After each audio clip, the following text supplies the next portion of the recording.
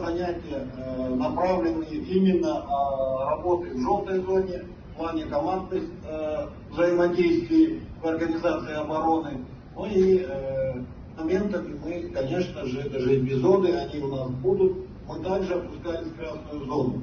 И там мы вас расставляли, показывали, как мы будем действовать. Когда мяч у нас в красной зоне, когда мы перехватываем, это уже, как говорится, стабилизировать игру. Будет стабильность, результаты будут.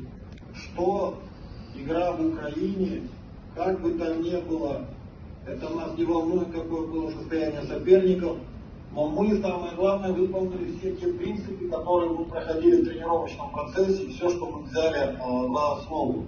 Ну и результат, как говорится, пришел. Пусть это будет ничья, да, но где-то могли и выиграть. Исполняли правильно. Вот, пожалуйста, игра с Украиной, где была плотность, компактность, то есть и в сторону мяча, и практически каждый, значит, понимал свою роль в той или иной ситуации, занимал ту правильную позицию, которую нужно было. Как только вы правильно поступали, значит, соответственно, и командная игра смотрелась по-другому. Запускай, Володь.